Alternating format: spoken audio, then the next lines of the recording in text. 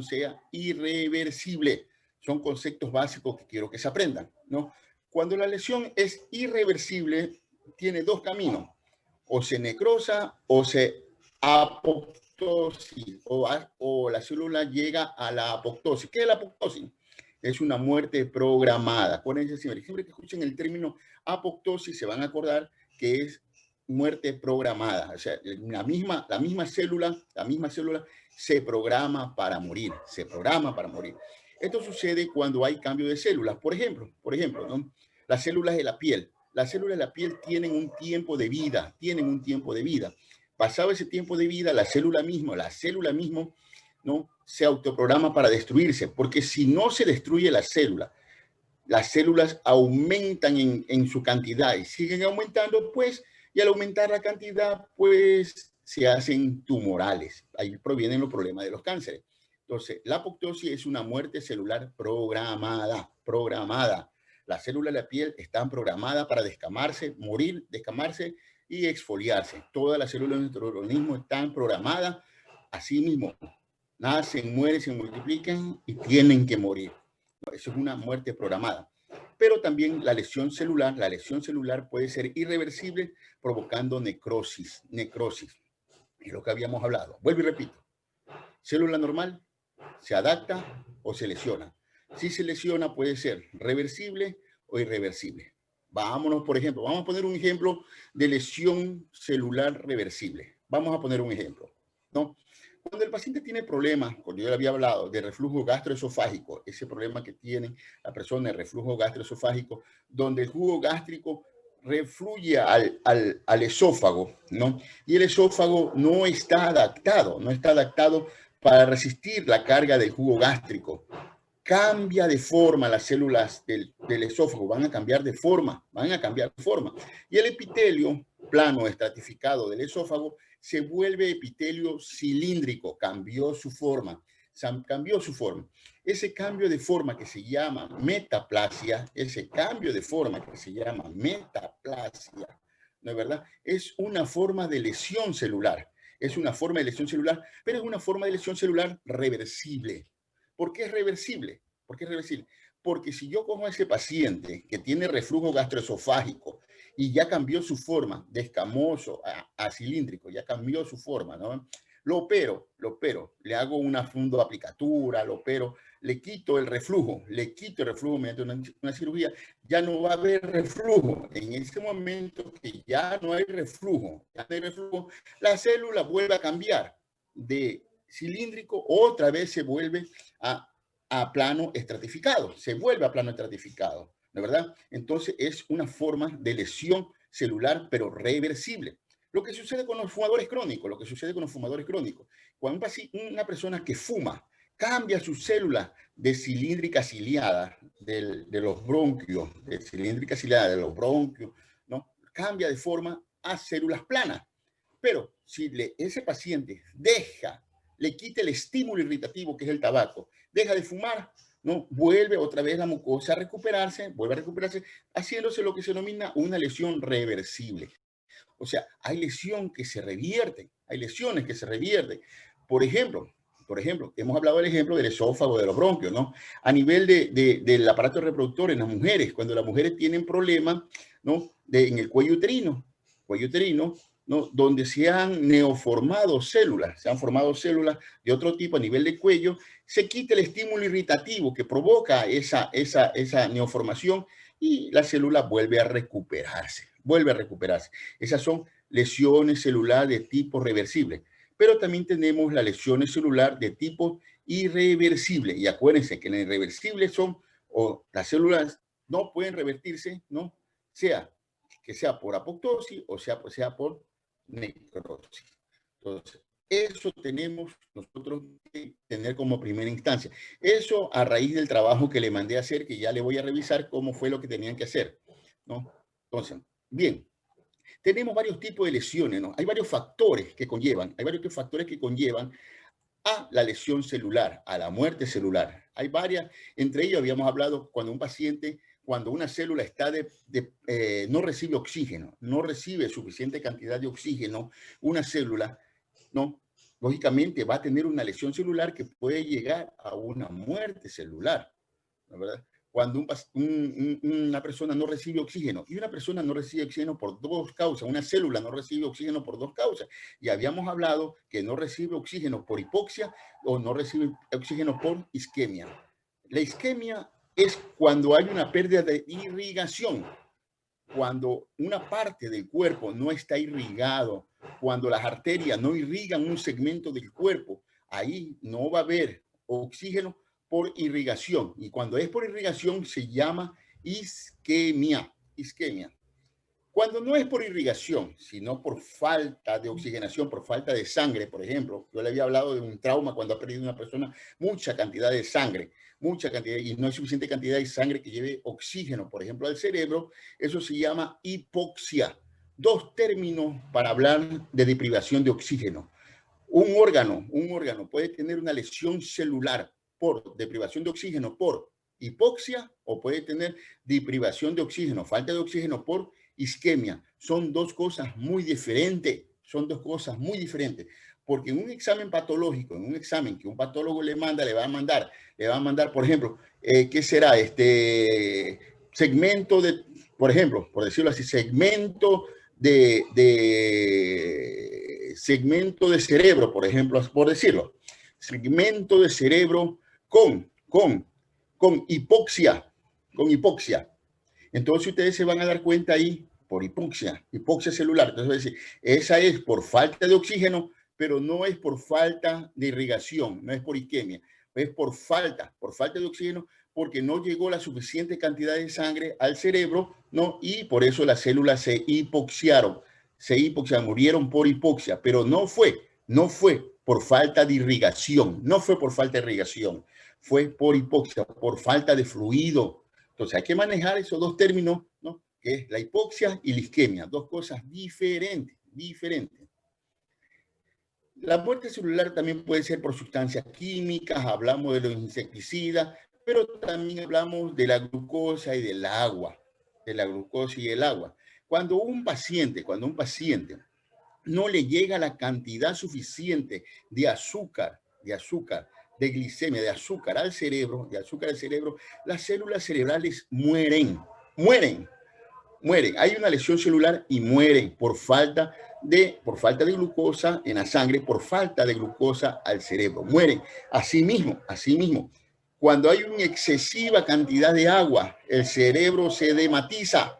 Y al edematizarse el cerebro, las células no reciben la cantidad suficiente de sangre, de vascularización, no reciben por estar edematizadas, no reciben y mueren. Es decir, hay sustancias químicas como la glucosa, el agua, el cloruro de sodio, que también pueden provocar una lesión celular. Agentes físicos, agentes infecciosos, agentes genéticos, ya hemos hablado de esto, ¿no? Hemos hablado. Bien, pero lo que sí tenemos que darnos cuenta, que algunas veces la necrosis celular, o sea, que es un tipo de muerte celular, pues no, ya habíamos hablado, la necrosis celular, que es un tipo de muerte celular, puede ser de varios tipos. Habíamos hablado que la necrosis celular puede ser coagulativa, ¿no? O puede ser licuefactiva. Coagulativa, la muerte de la célula por necrosis puede ser coagulativa o licuefactiva. Ambas son diferentes. Vuelvo y repito, la necrosis licuefactiva es una cosa, la necrosis licuefactiva es una cosa y coagulativa es otra. Ambas con diferente etiología, ambas. La necrosis coagulativa, no, esa necrosis coagulativa, el tejido de la necrosis coagulativa es un tejido duro, y se presenta sobre todo cuando hay falta de vascularización, cuando un órgano le falta la vascularización por estenosis de una arteria, que será por lesión de una arteria, ¿no? Cuando a un órgano, por ejemplo, hablamos del riñón, cuando hay una estenosis de la arteria renal, no le llega la cantidad suficiente de sangre al riñón para nutrirse, entonces el riñón se muere, se necrosa, pero la necrosis por falta de vascularización va a ser una necrosis dura, lo que se llama necrosis coagulativa. Eso es por isquemia, por falta de vascularización. ¿Por qué tenemos las otras necrosis, que es la necrosis licuefactiva? Cuando una necrosis es licuefactiva, ya no es por falta de vascularización, sino que es de causa infecciosa. Cuando el patólogo te dice, encontré a tu riñón con necrosis licuefactiva, en ese momento yo rápidamente lo asocio a que ese riñón tenía vascularización, sí tenía vascularización, pero sin embargo tenía un proceso infeccioso que lo llevó a su necrosis. Entonces, dos tipos de necrosis diferentes, dos tipos de muerte celular diferentes, la coagulativa y la licuefactiva, ambas de diferentes formas, la una por isquemia y la otra por procesos infecciosos. Muy diferente, doctor. Y eso es lo que yo quería, en el trabajo, ¿no? En el trabajo que consiguieran datos patológicos de qué? De resultados patológicos que tuvieran relación con este tipo de problemas, Pero ya vamos a ver poco a poco, ya vamos a ir viendo. Aquí tenemos una necrosis dura, una necrosis renal dura, ¿no? Lo que es necrosis por coagulación, coagulativa, y acá una necrosis licuefactiva, que es una necrosis con pus, en el caso de los accesos cerebrales. Los accesos cerebrales provocan necrosis de las células cerebrales, pero de tipo licuefactiva, infecciosa. Sigamos. Tenemos otro tipo de necrosis, ¿no? La denominada necrosis gangrenosa, la necrosis gangrenosa. Ya habíamos hablado nosotros que la necrosis gangrenosa pueden ser necrosis gangrenosa húmeda y necrosis gangrenosa secas. La denominada gangrenas secas y la denominada gangrenas húmedas. Son diferentes tipos de gangrenas, ya vamos a ver en los gráficos. Y tenemos también la denominada necrosis grasa, escuchen bien, necrosis grasa, aquí vemos, y la necrosis gaseosa, necrosis grasa, necrosis gaseosa. No, la necrosis gaseosa, yo le dije a ustedes, cada vez que nosotros hablamos de necrosis gaseosa, no gaseosa, sino gaseosa, cada vez que nosotros hablamos de necrosis gaseosa, la asociamos inmediatamente a una enfermedad, la asociamos a la tuberculosis, Si yo cojo y le saco un ganglio, por ejemplo, un ganglio en el cuello a cualquier persona y se le mando al patólogo, un ganglio en el cuello, se la manda al patólogo y el patólogo me dice, encuentro necrosis gaseosa. Entonces yo digo, ese ganglio es un ganglio tuberculoso. El paciente tiene tuberculosis.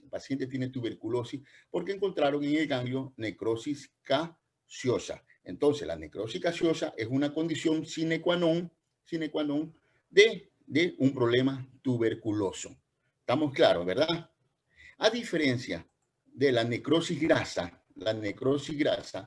también tiene una condición sine qua non, ¿no? La necrosis grasa está condicionada a una necrosis por aumento de amilasa. Es decir, que la necrosis grasa, ¿quién es el órgano que secreta más cantidad de amilasa y lipasa en nuestro organismo? Es el páncreas. Entonces, la necrosis grasa está íntimamente relacionada a la pancreatitis. Cuando alguien saca un tejido del abdomen, se opera de algo, vamos a ver, operamos un paciente del abdomen y sacamos una muestra de tejido y de pronto el patólogo nos dice, presencia de necrosis grasa. Entonces, rapidito nosotros lo cogemos y lo asociamos a una sola patología en el abdomen, a la pancreatitis. Asociamos a la pancreatitis y decimos nosotros, este paciente tiene pancreatitis. Tan simple como eso. La una, necrosis gaseosa, tuberculosis, la otra necrosis grasa, pancreatitis. itis, ¿verdad? Pero tenemos que ver más. Tenemos que ver los cambios que presentan nuestras células a la agresión, a una agresión.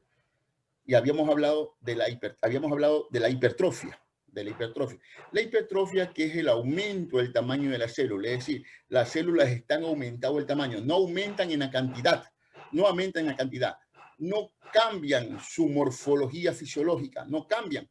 Aquí en la hipertrofia solamente hay aumento del tamaño de la célula. Cuando la célula aumenta el tamaño se llama hipertrofia. Y eso lo encontramos cuando hay un exagerado esfuerzo físico, por ejemplo, los músculos, ¿no, verdad? Cuando hay un exagerado esfuerzo físico, o en algunas ocasiones, cuando aumenta el tamaño de la célula, por ejemplo, en los úteros gravídicos, hay aumento en el tamaño de la célula, el tamaño de la célula aumenta. Eso es una hipertrofia, aumento del tamaño. La hiperplasia. En hiperplasia, ¿qué vamos a encontrar? Vamos a encontrar un aumento ya no en el tamaño, sino en el número de células. En hiperplasia, sin embargo, nosotros encontramos que ha aumentado el número de células, y si aumenta el número de células, también aumenta el tamaño del órgano. Bueno, si tenemos una hiperplasia, ¿de qué será? De hiperplasia tiroidea, Eso significa que va a haber un aumento del tamaño de la glándula tiroides, pero a expensas de una hiperplasia que es un aumento del número de células. Aquí ha aumentado el número de células. Entonces, tenemos que ver dos cosas diferentes. Hipertrofia, hiperplasia, dos cosas diferentes, ¿no? La hiperplasia puede ser fisiológica o puede ser patológica. Por ejemplo, cuando encontramos hiperplasia, ¿dónde vamos a encontrar nosotros hiperplasia fisiológica? Y encontramos hiperplasia fisiológica cuando la mujer está embarazada. La mujer se embaraza y las mamas, las células mamarias, la glándula mamaria, aumentan de tamaño, pero aumentan de tamaño también y aumenta también la cantidad de células. Aumenta la cantidad de células de los acinos mamarios. Aumenta la cantidad de células de los acinos mamarios. Ese aumento de cantidad de células de los acinos mamarios aumenta la cantidad de células de acinos mamarios, lógicamente, para provocar la lactancia, para provocar la excreción de leche. Eso se llama hiperplasia, pero es una hiperplasia fisiológica, no es una hiperplasia patológica, es fisiológica y está condicionada ¿a qué? Está condicionada a los estímulos hormonales. Entonces tenemos hiperplasia fisiológica e hiperplasia patológica. Cuando un individuo dona un pedazo de su hígado, a los 2 meses, 3 meses, vemos que el hígado ha vuelto a crecer. El hígado, ese pedazo de hígado que se le llevaron como donativo, ha vuelto a crecer. Crece en su número de células. Eso es lo que se llama hiperplasia. Vamos ordenando los términos, ¿no? La hiperplasia patológica sí puede haber. Es decir, el aumento de la cantidad de células, por ejemplo, en el endometrio. Acuérdense que la hiperplasia fisiológica del endometrio es que haya cada mes una hiperplasia que luego se descama y termina saliendo como menstruación. Eso fisiológicamente es normal. Pero cuando hay hiperplasia en la cual no es cada mes, no es cada 24 días, 28 días, no es fisiológicamente hablando, ¿no? No es en el día fisiológico, sino que hay aumento de sangrado que será cada semana, cada 5 días, cada 10 días, cada 15 días, ¿no? Eso ya no es normal, ya no es fisiológico. Va a haber una hiperplasia, sí, pero ya no es fisiológico, ya se vuelve una hiperplasia patológica. También por estímulo hormonal, es verdad, también por estímulo hormonal. Pero esa hiperplasia que se presenta no en el tiempo que debe de presentarse normalmente, ya se vuelve patológico. Pero acordándonos siempre que la hiperplasia es el aumento del número de la célula. Y seguimos hablando de esto. Hay algunas veces que en la hiperplasia aumenta su cantidad de células en algunas partes del tubo digestivo. En los casos de los pólipos colónicos, donde encontramos nosotros estos pólipos, estas tumoraciones benignas, benignas, ¿no? A nivel del colon, ¿no? Por aumento del número de células, por hiperplasia celular, ¿no? Los denominados pólipos o los denominados condilomas que encontramos a nivel de recto, a nivel de vagina, no sé, ¿no? ¿No? Que también son pólipos, son también condilomas hiperplásicos. Pero acuérdate que estos son patológicos. Hay aumento del tamaño de estos tumorcitos hiperplásicos que son benignos, ¿verdad? Son benignos, pero son hiperplásicos. Tenemos los pólipos y los condilomas hiperplásicos. En atrofia, ya no va a haber aumento del tamaño de la célula, ya no va a haber aumento del número de células, no, ya no va a haber. Aquí va a haber una disminución del tamaño de la célula. En atrofia, sin embargo, hay disminución del tamaño de la célula. Y si hay una disminución del tamaño de la célula, ese órgano disminuye también de tamaño, Entonces, ¿cuándo un paciente va a presentar atrofia? ¿Cuándo va a presentar atrofia? Cuando hay falta del estímulo físico, es decir, falta de esfuerzo físico. Cuando hay pérdida de la inervación, cuando el órgano no está normalmente inervado, cuando hay pérdida o reducción de la irrigación, cuando no hay irrigación del órgano afecto, falta de nutrición del órgano, pérdida de los estímulos endocrinos, ¿no? En ese momento, todo órgano que no se utiliza disminuye de tamaño, se atrofia. Y la disminución del tamaño de la célula con disminución del tamaño del órgano que hemos hablado, eso se llama atrofia, por falta de inervación, por falta de irrigación, por falta de uso, por falta de esfuerzo físico, por falta de nutrición. Atrofia. Por último, metaplasia, otro término, metaplasia. En la metaplasia no va a haber aumento del tamaño, no va a haber aumento de la cantidad de células, no va a haber disminución de la célula. En este sentido, la metaplasia es un cambio. Aquí va a cambiar la forma de la célula. Va a haber un cambio de forma de la célula. Va a cambiar la célula de su forma. Es decir, si una célula de un órgano era estratificado, se va a cambiar a cilíndrico, por decirlo así. Lo que sucede cuando hay lo que habíamos hablado, ese reflujo gastroesofágico, cambia.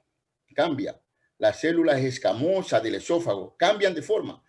De plano estratificado se vuelven cilíndricos, Y Natasha, ¿cómo se denomina esa enfermedad? Natasha Altamirano, ¿cómo dije que se denominaba ese cambio de celularidad del esófago? ¿Cómo se llamaba? Yo lo dije la vez pasada. ¿Ah? Esófago de Barré. Así es, esófago de Barré. Entonces, el esófago de Barré no es nada más que una metaplasia, donde hay un cambio de celularidad, donde las células plana estratificada del esófago se vuelven cilíndricas. Ese es el esófago de Barré. Se vuelve cilíndrica, pero es una metaplasia y es una metaplasia reversible. Acuérdense que es reversible. Usted le quita el estímulo irritativo, o sea, le quita el reflujo y eso se revierte totalmente. Lo que sucede en los fumadores, el epitelio cilíndrico de los fumadores, el epitelio cilíndrico ciliado de los fumadores, cuando fuman exageradamente, se vuelve plano por el efecto del alquitrán de urea, se vuelve plano ese epitelio cilíndrico ciliado. Entonces, ¿qué sucede ahí? Que cambió la forma de ciliado a plano, una metaplasia. Pero acuérdense que como toda metaplasia es reversible, le quitas el estímulo del tabaco y regresa otra vez a su forma original, ¿no? Es una metaplasia. Sigamos. La metaplasia epiteliaria vimos, sigamos. Muy bien, pero tenemos otro tipo más de problema, displasia. Las displasias. Ya no hay un aumento del tamaño de las células como en la hipertrofia. Ya no hay un aumento ya no hay forma de la célula como en la metaplasia. Ahora tenemos la displasia. En la displasia ya es el despelote de todo. Ya es el despelote. ¿Por qué?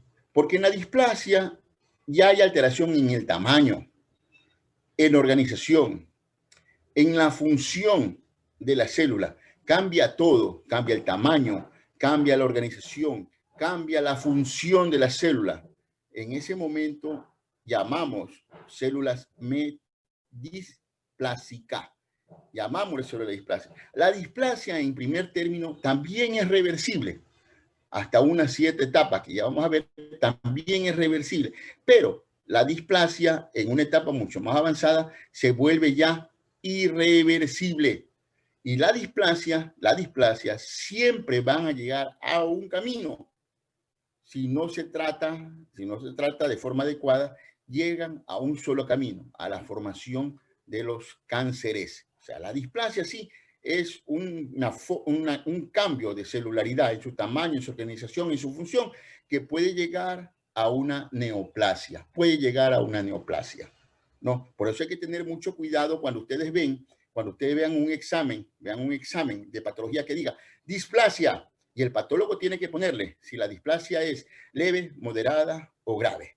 Tienen que ponerle para que tú puedas dar un diagnóstico, porque la displasia 1, que nosotros llamamos la displasia leve 1, es reversible, Sin embargo, la displasia 3 ya es irreversible, va a terminar a un cáncer. Entonces, esa es la manera adecuada de ordenar, de ver un examen de histopatología del cual yo les mandé a hacer un trabajo y que ya vamos a revisar cómo quedó esto.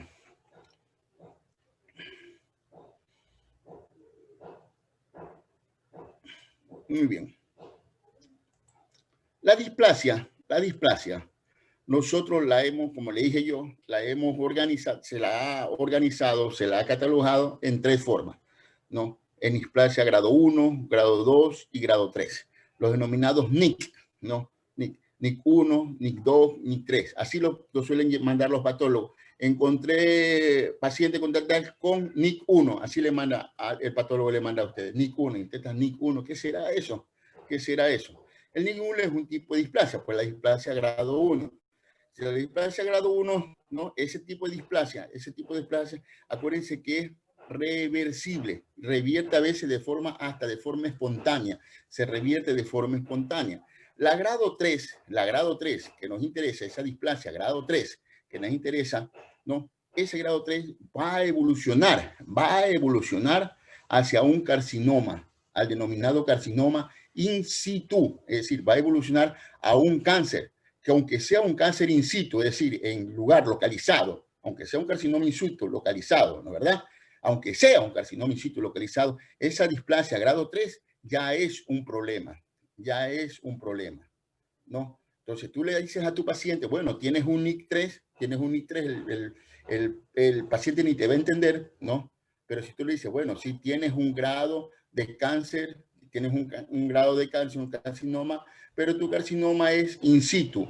¿Qué significa in situ? Que está ahí localizado y que se lo puedes erradicar de forma quirúrgica, es decir, que se lo puedes sacar sin ningún tipo de problema y el paciente va a vivir, viva la vida, hace la de Ricky Martin, ¿no? Está bien, ¿no? Pero ya tú ya le das un pronóstico. Esto sucede cuando las mujeres se hacen los Papa Nicolau, ¿no? Y le reportan. NIC 1, reportan. NIC 1, tienes una displasia así, grado 1, y te realizar nuevo examen, le ponen ahí, realizar nuevo examen después de 12 meses, te ponen así en el patológico, realizar nuevo examen, porque se sabe que si tienes un NIC 1, el NIC 1 es reversible, la displasia grado 1 es reversible. Pero si te pone NIC 3, entonces ahí sí ya ahí sí te preocupas, ¿no? ¿Sí está entendido esto? ¿Sí está bien entendido esto, doctores? Jóvenes, ¿sí está entendido? Sí, doctor. Sí, doctor. No hay problema en los términos, ¿no? Hiperplasia, metaplasia, aplasia, atrofia, todo eso está bien entendido, ¿no? Yo asumo que sí, porque ya esta ya es la segunda vez que estoy hablando de esto, ¿no? Esto ya está bien entendido, ¿no? Muy bien. Para que un examen patológico tenga y goce de facultad fidedigna, goce de facultad fidedigna, ese examen patológico, ¿no? Tiene que mandarte algunos datos. ¿Cuáles son los datos? Los datos de celularidad para que tenga. Porque suponte que un paciente te mande que te diga cáncer de, pongámosle ahí, cáncer de pulmón. Pongamos un ejemplo, por decir así un ejemplo. Un cáncer de pulmón, ¿no? Y no te manda ningún dato, es como que no te mandara nada. Como que no te mandara nada. Porque para que tú tengas la ciencia cierta de que ese dato que te está mandando de cáncer de pulmón es fidedigno, tiene que tener muchas afirmaciones más. Por ejemplo, para que un paciente tenga un cáncer tiene que tener un pleomorfismo, lo que habíamos hablado, es decir, variación en el tamaño y la forma de la célula. Tiene que decirte, paciente con CA pulmonar, con pleomorfismo, te dice el patólogo, te dice pleomorfismo. Pero tú, como ya eres estudiante de medicina, tú vas a saber que el pleomorfismo es la variación en el tamaño y la forma de la célula. Eso es lo que nosotros denominamos pleomorfismo, variación en el tamaño y forma de la célula. Eso se llama pleomorfismo. Es una condición sine qua non de los cánceres, de los tumores malignos. Tienen pleomorfismo. Otra cosa que tienen que mandarte es la forma, el tamaño del núcleo. Por lo común, el núcleo es más pequeño que el citoplasma. Toda la vida, el núcleo siempre ha sido más pequeño que el citoplasma. Pero en la célula cancerosa es al revés. El núcleo es, en relación al citoplasma, es de mayor tamaño, es decir, crece de tamaño el núcleo en relación al citoplasma. Es decir, cambia la morfología del núcleo celular, núcleo anormal. Hay una desproporción entre el núcleo y el citoplasma. El núcleo se ha agrandado. Entonces ya tiene dos cosas. Tienes el pleomorfismo y tienes tú el tamaño, aumentado el tamaño del núcleo de la célula. Entonces ya vas diciendo, si es verdad, el patólogo me dijo la verdad. Me dijo la verdad porque me dijo que había pleomorfismo y había núcleo celular aumentado de tamaño. Ya es verdad. Ahí ya le estoy creyendo al patólogo. Ya le estoy creyendo. Tercera cosa, mitosis. El patólogo tiene que decirte el grado de mitosis que tiene, si hay mitosis o no hay mitosis dentro del núcleo de la célula. Entonces el patólogo te dice, hay pleomorfismo, aumento del núcleo con múltiple mitosis. Mitosis por lo común no se ve. Pero al momento que el patólogo ve la mitosis, en ese momento tú dices, sí, efectivamente, el patólogo no me está engañando. Ha visto múltiple mitosis, ha visto aumento del núcleo de la célula, ya ha visto también pleomorfismo, ha visto que la célula ha cambiado en su tamaño y en su forma. Entonces, el dato que él me está enviando es un dato real. El paciente sí tiene un problema real, tiene un problema de cáncer real. Ya esto, como que nosotros lo ponemos en duda y mandamos otra vez a examinar la misma patología. Vuélvame a examinar la placa, le ponemos nosotros al patólogo. Vuélvame a examinar la placa. Y si somos ya más acuciosos, le ponemos, vuélvame a examinar la placa en su forma, en su tamaño, en su función.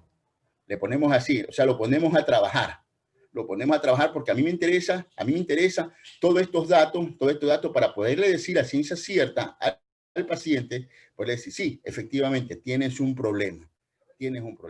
Entonces, doctores, muy importante todos estos datos y en los patológicos que acabé de revisar como 20 patológicos, créame que de 20, 5 apenas están acertados. 5 apenas están acertados y los otros están, pero súper en duda. Ya se los de pasar por Doctor, una pregunta. ¿no? 5 están. En caso de que, por ejemplo, haya la presencia de coilocitos, en caso de ser una muestra cervical. Por lo que yo leí... No te entendí, mija, no te entendí. en caso de haber Sí, la presencia de coilocitos. Por lo que yo investigué, son células que se hallan en lesiones precancerosas. Precancerígenas, sí. Ajá. Son precancerígenas. Y en Pero caso de que eso haya... tiene que concordar, escúchame, es patológico el que tú mandaste, ¿no? Ajá. El que patológico es, ¿no? Ya. Ahora, ¿está explicado el NIC en ese? Sí, dice displasia leve, NIC 1. Ya, NIC 1, exactamente. Ahí sí, displasia leve, NIC 1. ¿Concuerda o no concuerda con la presencia de coilocito? ¿Concuerda o no concuerda? Claro que concuerda, sino que está en el punto de lo que nosotros denominamos el borderline, ¿Qué es el borderline? La citología, la patología está entre irse a un NIC 3 o estar en un NIC 1. El patólogo no lo define, por eso que te digo, muchos patólogos no les gustan definir. Muchos patólogos no les gustan definir, sino que esperan que otra cosa lo defina. Ya te voy a explicar por qué. Si yo pongo un NIC 2, no, una displasia leve, en ese momento yo estoy en que creerle o no creerle al patólogo, ¿no? Entre creer y no creerle. Saber que la muestra está bien o la muestra está mal, ¿no? Ahora, ¿qué te pone a veces el patólogo como resultado final? Te pone a veces una notita que dice, descartar mediante examen de inmunohistoquímico. Así te ponen. O sea, coge y le tira la pelotita a otro. Se la tira la pelotita a otro para que esa muestra, si yo quiero saber si es verdad, que está en el borderline, está en la mitad, es moderado. Quiero saber, le tengo que mandar a hacer un examen que se llama inmunohistoquímico. Y el inmunohistoquímico sí me va a dar la certeza si esta muestra que mandamos es NIC 1, NIC 2 o es NIC 3. El histoquímico sí me lo va a demostrar. Ese sí es el examen de confianza, como quien dice, confiable. Es el examen de confianza en los actuales momentos. Antes no teníamos esto, pero ahora ya lo tenemos.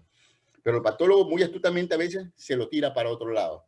Se lo tira para no dar. ¿Por qué? Porque del resultado de patología es el pronóstico que tú le das al paciente. Imagínate tú que un patólogo te dé un resultado de un cáncer, Esto sucede, doctores.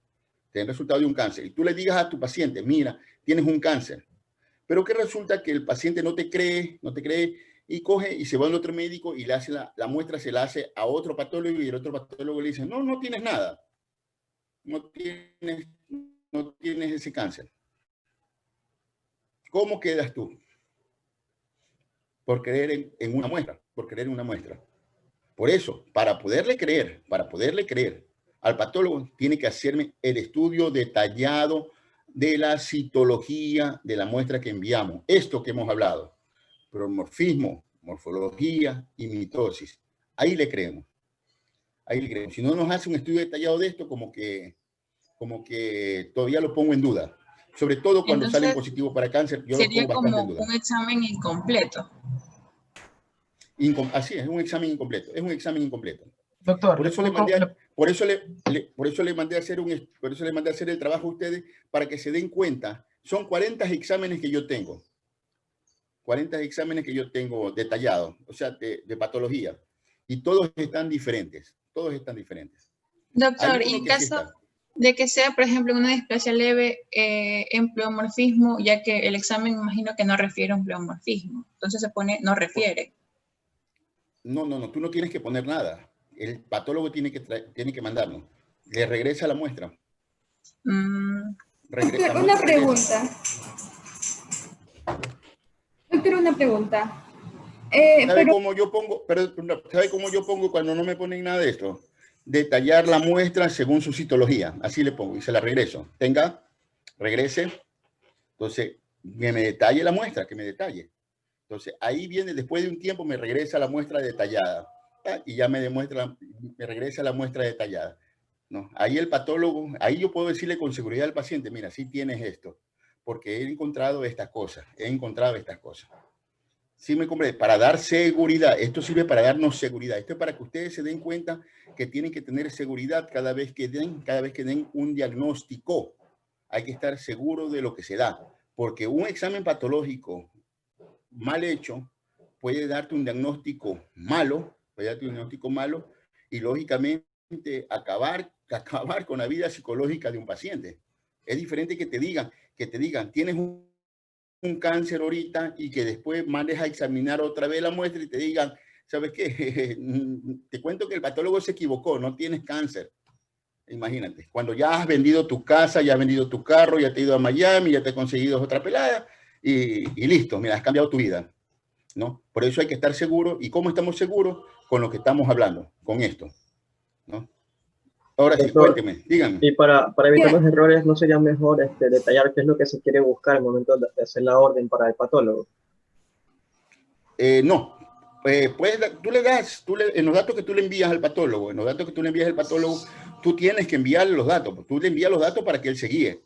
Por ejemplo, saco una muestra de un riñón, suponiendo, saco un riñón y yo le pongo ahí, riñón del lado derecho, siempre tengo que poner el lado, ¿no? Riñón del lado derecho, que presenta paciente que presenta proceso infeccioso, por ejemplo, así, paciente que presenta proceso infeccioso, una peritonitis generalizada, por lo cual se sacó el riñón porque encontré un acceso. Ya el patólogo con eso se guía. El patólogo se guía. Entonces, el patólogo va a examinar ese riñón que yo le mandé, lo va a ver que tiene que efectivamente tiene un acceso, ¿no? Y lógicamente yo lo que espero del patólogo, que me diga que ese paciente tiene una necrosis celular de tipo licoefactiva, necrosis celular licoefactiva. Entonces yo le creo, no, sí está bien, buen patólogo, porque la licoefacción es sinónimo de infección, eso yo lo sé. ¿Sí me comprende? Pero yo le mando algunos datos de guía, Mando un ganglio, mando un ganglio de tal tamaño de la región cervical o la región inguinal. Mando un ganglio de la región cervical o de la región inguinal de tal tamaño, paciente con antecedente patológico que será de tuberculosis, de HIV-Sida. Entonces, el patólogo se va a dirigir a hacer el examen correspondiente a la patología que tú lo estás dirigiendo. Va a hacer los exámenes dependiendo del dato clínico que tú le prestas. Por eso es importante darle todos los datos clínicos al patólogo para que él vaya y se guíe según nuestros datos. No es que le vas a mandar ganglio derecho, así no. Tienes que mandarle los datos completos del paciente. Cuéntenos. Doctor, entonces, ¿todos estos datos son requeridos dependiendo nosotros requeramos o es algo que siempre debe de ir? Dependiendo, o sea, en cualquier tipo de enfermedad.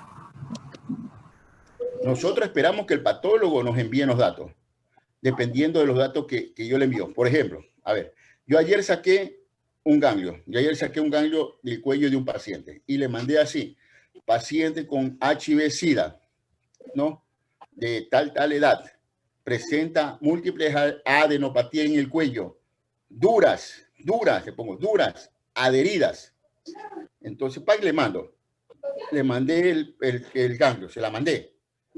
Entonces el patólogo, si es un buen patólogo, él va a decir, bueno, los HIV-Sida hacen tuberculosis. Le voy a hacer una tinción para tuberculosis. Los HIV-Sida hacen sarcoidosis. Le voy a hacer una tinción para hongos. Los HIV-Sida hacen linfoma. Le voy a hacer una tinción para linfoma. Entonces, el patólogo, bueno, coge y te hace las tres cosas. Porque él sabe que el HIV-Sida, como yo le mandé ese dato, él sabe que puede tener cualquier tipo de esas tres patologías. ¿Sí? Entonces, yo ya lo encamino al patólogo. Por eso es importante el dato real que nosotros le ofrezcamos al patólogo. Eso es importantísimo, darle el dato real. Si no le damos el dato real, el patólogo va a actuar ciego, Entonces va a investigarlo lo que él quiera y al final no nos saca lo que nosotros queremos, no nos saca. Pregunta. Doctor, mire, en cuestión del deber, cuando, por ejemplo, yo lo hice con unos amigos para buscar un buen informe, ¿no? Nos dimos cuenta que existen muy malos patólogos porque no especifican, doctor. Yo me di cuenta de eso. Y, por ejemplo, en el informe que yo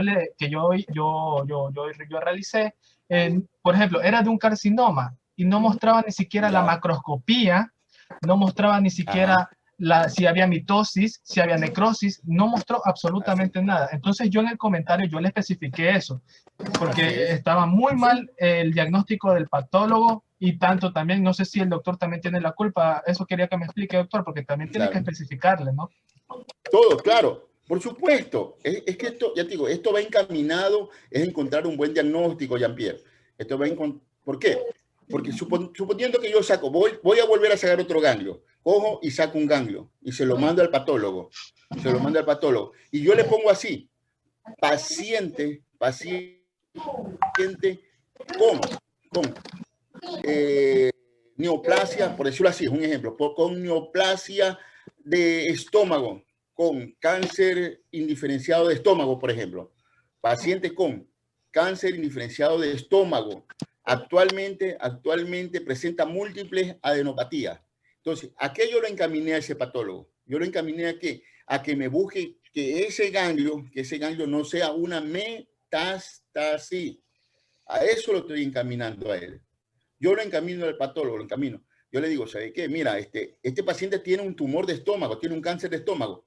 No, y el patólogo rápidamente, bueno, si tiene un cáncer de estómago, seguramente este ganglio que me envió del cuello es una metástasis, es una siembra. Entonces, ¿qué es lo que va a hacer? Él va a hacer los cortes y va a hacer las tinciones adecuadas para buscar una metástasis.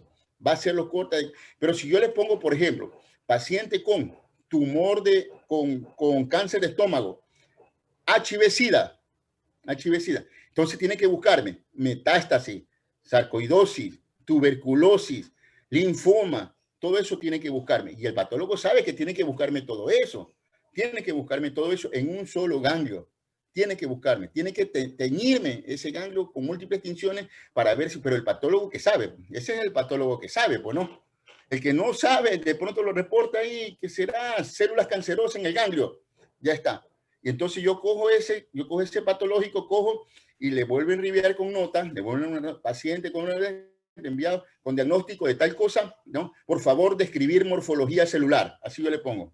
Favor de escribir morfología celular. Entonces, se lo reenvío. Lo reenvío y cuando él me envía, ya me envía. Puse múltiple variación en el tamaño, en la forma, variación nuclear, mitosis, ya me lo envía de mejor manera. ¿No? Pero eso es lo que sabemos. O sea, a nosotros no nos engañan. Los que sabemos no nos engañan. ¿No? A los que no saben, rapidito le dicen, le mandan un patológico ahí con un diagnóstico, no me dicen, mira, tienes cáncer. Rapidito, tienes cáncer. Ya. Y te dicen tienes cáncer y el paciente va a vender su carro, va a vender su casa, va a andar con la moza, va a andar con todo y se despelota todo. Para que después de un mes te digas, me equivoqué en el diagnóstico, no ha sido cáncer. ¿No? Entonces, tiene que describirlo lo que estamos hablando. Esto. Por ejemplo, en realidad, el trabajo que yo le mandé a hacer es una forma de ejercicio que le mandé a hacer. Una forma de ejercicio para que ustedes se den cuenta, ¿no? Ustedes se den cuenta de que los informes, algunos informes, en realidad son malos informes. Y algunos tenían que haberme puesto ahí informe, así como estamos hablando con Jean-Pierre. Así, informe mal detallado, no ha presentado tal cosa, no presentó esto, no presentó lo otro. O sea, detallado dependiendo de esta clase que hemos hablado. Que esta clase es bonita sí, porque ¿le puedo hacer una pregunta? Dígame. Es con referencia a la displasia. Usted nos explicó que también tenían que el patólogo determinar si era un NIC 1, 2, 3, 1, 2 y 3. Así es, sí. Mi pregunta es la siguiente. hasta lo que bueno, yo tenía entendido, el NIC se utilizaba para cuello uterino, porque significa neoplasia intraepitelial cervical. Pero, sí, así es. o sea, no sé si entendí mal, pero yo le entendí a usted que... No, estamos hablando de, a ver, ¿qué necesitamos? Hablando de displasia, o sea, displasia en términos generales. Displasia no solamente puede haber en cuello uterino, ¿ah? Estamos bien. Displasia puede haber también en la faringe, en la orofaringe, en la nasofaringe, en la rinofaringe. Sí, en todo eso donde haya epitelio hay displasia. Hay displasia. En el caso que estamos hablando nosotros, por ejemplo, de esto del NIC, esto es encaminado a cuello uterino, Pero si te dice displasia grado 1, es lo mismo así, que coges una muestra, Génesis, de un tumor que haya crecido detrás de la boca, ¿no? En la orofaringe, que haya crecido, le coges una muestra. El patólogo te encuentra displasia. Si el patólogo encuentra displasia, te va a decir displasia, grado 1, grado 2, grado 3, fuera del NIC, Pero tiene que ver, y tiene que decirte displasia. Ahora que te ponga ahí, displasia con apellido, esto se llama displasia con apellido. Displasia de cuello uterino. ¿Dónde está la displasia? Está en el cuello uterino. Y ahí entonces, ahí ya la displasia, ahí es el NIC. Pero que te ponga displasia de nasofaringe, displasia de tumor de nasofaringe, o displasia 3 de tumor de nasofaringe. Chuta, estamos mal ahí. Ahí estamos mal. Es una displasia así de un tumor. Por eso que estamos hablando siempre, lo que hemos hablado es lo correcto que te estoy diciendo. Siempre hay que ayudarle al patólogo de dónde es la muestra. Porque si yo le mando la muestra y él me dice chuta, y no le mando el órgano, no le mando el lugar donde yo lo saqué, el patólogo no va a tener ni la más mínima idea de dónde la sacaste. Te va a mandar solamente así, displasia. Nada más, displasia. Porque el patólogo no te va a decir, si tú no le mandas, lo saqué del cuello uterino, o lo saqué de rinofaringe, o lo saqué de alguna parte, ¿no? El patólogo no te va a poner. Sería ya un error, ¿no? Yo como patólogo te lo mandé, favor enviar de dónde se recolectó la muestra. Así, por favor enviar de dónde se recolectó la muestra. Porque el patólogo tiene que guiarse de dónde tú sacaste la muestra. ¿De dónde? Puede ser el cuello uterino, en el caso de los NIC, o puede ser rinofaringe, nasofaringe, de donde quiera que tú puedas sacar y que el epitelio se haya displasiado. Cuéntenos. Así mismo como la metaplasia, ¿no? La metaplasia puede ser del esófago, en el caso que hablamos, la metaplasia puede ser del aparato respiratorio, la metaplasia puede ser del tubo digestivo, Imagínate que te pongan ahí metaplasia de colon. Chuta, metaplasia de colon. ¿Cómo? Pues la célula del colon pueden metaplasiarse, ¿no? Es fregado eso, a no ser que pongan tú metaplasia de recto. Puta. Para que haya una metaplasia, ustedes saben que debe de haber un estímulo irritativo. Acuérdense, esto no me cansaré de decirle. Cada vez que haya un cambio celular, tiene que haber un estímulo irritativo, ¿no? En el caso del esófago de Barrey, es el continuo reflujo gástrico, en el caso del esófago de Barrey. En el caso de los fumadores crónicos, pues el tabaco. Y tú pongan metaplasia de recto. ¿Qué significa? Que al final ese paciente, mira que eso no te engaña, ese paciente está utilizando algo que le está irritando el recto, se está metiendo algo que le irrita el recto y que ha hecho que su celularidad cambie. ¿Qué sucede? ¿Qué sucede ahora cuando las personas que tienen su problema de sexualidad, pues utilizan crema, geles, lubricantes, ¿no? Utilizan para lubricar y cambian la celularidad. Y el cambio de la forma de celularidad, eso se llama metaplasia. Entonces el patólogo te va a enviar metaplasia. Y tú rapidito dices, este es por estímulo. Y rapidito tú llegas al diagnóstico. Este man se está metiendo algo, ¿no? Es cuestión de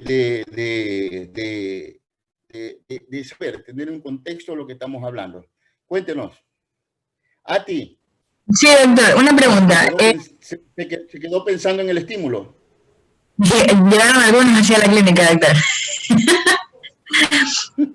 No, cuando en el caso de que la muestra no sea completa, ¿el patólogo está en obligación de decir que no está completa o él va a poner que definitivamente no ve polimorfismo, no ve...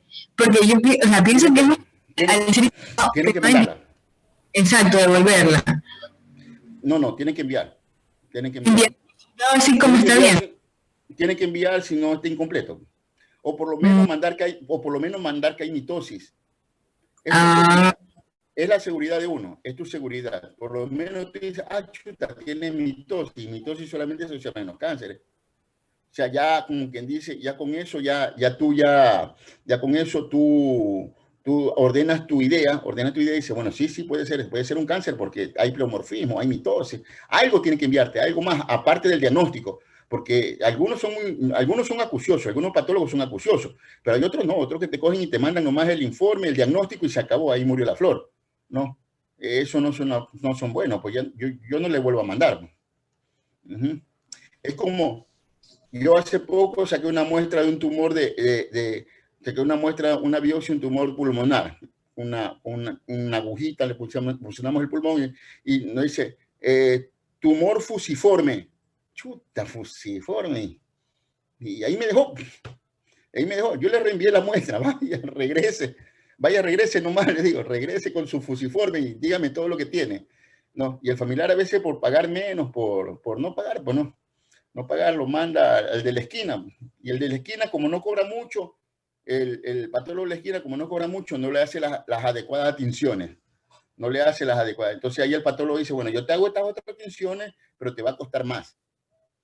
Yo conozco uno, que es amigo suyo, Carolina. Doctor, yo tengo otra pregunta. Cuéntenos, dime, mija. Es que, no sé, es que en el informe patológico que yo le envié es acerca de Helicobacter, pero ahí decía que solamente tenía infiltrado el linfomonocitario. Entonces, ¿cómo sabría en ese tipo de examen patológico si está bien o está mal? Ya, mira, aquí tienes que utilizar la astucia, ¿no? Por ejemplo, si tienes un paciente con una gastritis severa, que es un proceso inflamatorio, ¿verdad? Entonces, y te está reportando, por ejemplo, el Helicobacter pylori, te reporta el Helicobacter pylori, pero tienes un proceso inflamatorio. ¿Qué más tiene que reportarte el patólogo? Que hay polimorfos nucleares. O sea, tienen que detectarte, tienen que mandarte la presencia de células de tipo inflamatoria, polimorfonucleares, que hay presencia de múltiples, que será el primer precursor de un proceso inflamatorio, siempre van a ser las plaquetas, presencia de plaqueta, presencia de polimorfos nucleares, ¿no? Entonces, tú con esos armas tu diagnóstico a ver si es verdad, porque si no te pone nada de eso, como que está medio chafa eso, está medio chafa. Es como que tú mandaras un cultivo de pus y te pusieran, no hay presencia de bacterias, cuando lo que tú vas a encontrar en el pus es bacterias, ¿no? O células muertas, doctor. Células muertas. Sí puede haber células muertas, porque las pus en realidad son células muertas, pero aquí viene un pequeño detalle, ¿no? Tiene que haber migración de los elementos de la inflamación. Tiene que haber migración, los polimorfos nucleares, ¿no? Porque hay algunos que sí mandan, por todo los bacteriológicos, célula muerta, y si no quieren hacerse mucho, no quieren describir la célula, la bacteria adecuada, pone presencia de múltiples bacterias. Entonces, múltiples bacterias, puede ser múltiples, de 1 hasta 1000, múltiples bacterias. Entonces nosotros no le hacemos valer eso, pues, ¿no? Ahí cuando nosotros mandar a hacer otras tinciones, se manda a hacer otras tinciones para ver si en realidad encuentran algo, como nosotros le decimos a veces a los de bacteriología, encuéntrame algo. Así si tiene 60, tiene 60 cc de pus y que me encuentre y me diga que no hay bacterias ahí, como que está medio chafa eso. ¿Sí? Doctor, una pregunta, que en un examen pongan PAP de clase 3A, ¿es lo mismo que decir NIC 1? PAC. No, Ajá, eso PAP. es no, pero ¿de qué muestra de cuál? De los Papa Nicolau. Ajá, es de muestra cervical. Es un PAC, claro, pero eso es un PAC, es un Papa Nicolau. ¿Pero qué significan las clases? Ahora, ya, el PAC tú lo puedes diferir en una tabla que se llama Bethesda. En Bethesda. Bethesda no solamente sirve para ver, es un citológico, es un examen citológico. El Bethesda es un examen citológico. El Bethesda está graduado hasta en 6 puntos, no solamente en uno. El PAC está graduado hasta en 6 puntos. 6 puntos, o sea, 1, 2, 3, 4, 5, 6. No está como el NIC. Está en 6. Son 6 puntos esas. ¿No? En el grado mayor, el 6 es un cáncer. En el grado 5 también es un insulto. En el grado 4 está en veremos. El grado 3 como que sí, como en el 2, en el borderline. ¿No? Entonces, tiene que darte en qué, en el PAC, tiene que darte en qué clase, en qué escala lo graduó, en qué escala está graduado. Por lo que estaba investigando, cuando estaba haciendo el informe, es que el PAP de clase 3, ahí es donde se ocurre la displasia y ahí se divide en 3 la displasia, que es la leve, la moderada y eso. Y ya el 4 viene lo que es neoplasia y luego el cáncer. En el Papa Nicolau, en el 3. El 3 es como quien dice, ya te digo, el 3 siempre va a ser como una especie de borderline nomás. Es un borderline, donde no sabes si te vas a ir para abajo o te vas a ir para arriba. No sabes en realidad en qué. Pero ya te digo, por lo común, hay que ver en la escala de graduación. Por ejemplo, yo en mis pacientes, yo utilizo mucho el Bethesda. Yo utilizo mucho el Bethesda, ¿no? Y yo con eso es el que me ordeno. Con eso me ordeno y ese es el que yo siempre mando, ¿no? Es un poquito más detallado. Es un poquito más detallado. Tú revisas Bethesda y vas a ver que es mucho más detallado que el PAP. Es mucho más detallado. ¿Qué más tenemos? ¿Qué hora es ahorita? 2:40. Eso se nos fue el tiempo. El resumen de los casos, doctores, en el resumen de los casos, ¿no? El examen, el trabajo estaba encaminado a esto, ¿no? En la crítica que ustedes tengan a su trabajo. Es una crítica en realidad formativa, así como lo digo Jean-Pierre, Evelyn, ¿no? Carolina, es una crítica en realidad formativa. ¿Por qué formativa? Porque no le vamos a hacer daño a nadie, no le estamos haciendo daño a nadie, ¿no? Simplemente estamos leyendo un informe que para bien o para mal puede estar bien hecho, puede estar mal hecho, ¿no? Entonces, pero para que se den cuenta, esto es para que se den cuenta de que hay no solamente un solo informe, hay múltiples informes, doctores, hay de todo tipo de informes, ¿no? Por eso yo ya le envío, hoy ya le envío por WhatsApp los informes de la patología del Hospital Guayaquil, para que se den cuenta. En la patología del Hospital Guayaquil nosotros sí les exigimos todo esto, y ahí está, macroscopía. Es decir, el macro, cómo le vio el macro, cómo vio la pieza que mandamos. El macro es la pieza que mandamos, de qué tamaño tiene, qué color tiene, la consistencia que tiene. Acuérdense que es muy importante la consistencia, es importantísimo, ¿no? Es importantísimo la consistencia del producto, ¿no? Saber si es gaseoso o no es gaseoso, es importantísimo, ¿no? Está la macroscopía. Después viene la microscopía. Ahí viene detallada la microscopía, si hay celularidad, no hay celularidad. Eso. Y al último, ya el diagnóstico final. El diagnóstico final, que es lo que tiene, el diagnóstico que nos da el patólogo, ¿no? Y dependiendo de la macro, dependiendo de la micro, es que nosotros le vamos o no le vamos a dar aceptación a ese examen patológico que nos enviaron. De eso va a depender muchísimo, ¿no?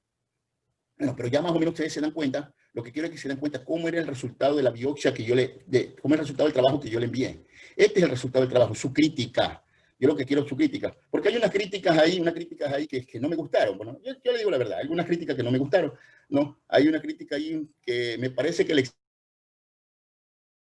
examen está muy bien, dice. Ya, y yo hizo el examen y en realidad no tiene nada, ¿no? Entonces, como que no vino a la clase,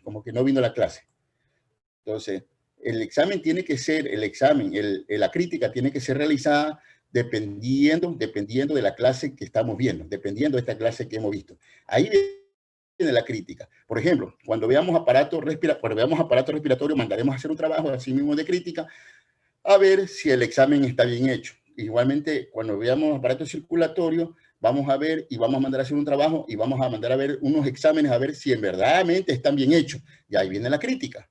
Hoy día aprendieron a criticar. O sea, fueron criticones de los trabajos de otros. Está chévere, ¿no? De eso se trata. Pero han aprendido por lo menos a usar adecuadamente un examen patológico. Han aprendido adecuadamente a hacer un examen patológico y qué es lo que tiene que llevar un examen patológico, que era mi intención en esta clase de hoy. Mi intención es esa, que aprendan a detectar un examen patológico de buena manera, interpretarlo. El diagnóstico no, el tratamiento no, pero sí interpretarlo y qué es lo que tiene que tener un buen examen patológico, ¿no? Entonces, doctores, vamos 15 minutitos. ¿Quién le tocaba el día del seminario el día de hoy? ¿Quién le tocaba? Doctor. ¿Ah? El grupo número 1. Grupo número 1. ¿Quién está integrado al grupo número 1? Yo voy a aplicar las diapositivas, doctor. Ya, vamos. Comencemos con él. Adelantemos un poquito, adelantemos. Si no, estamos atrasaditos aquí.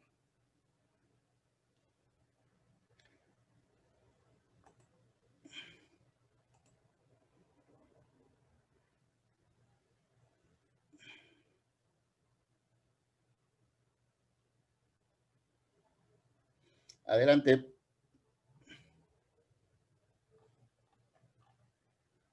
No puedo proyectar las diapositivas, doctor. ¿Quién tiene la diapositiva? ¿Quién la tiene? Yo las tengo. Ya, pues comienza a pasar. Pero es que no estoy como anfitriona ni... Yo no puedo ponerla. Te hago anfitrión ahorita. Ya, ahorita te hago anfitrión. Ya. ¿Cuál es tu apellido? ¿Tu apellido? Soy Ati. Ati, Carolina, ya. Un ratito.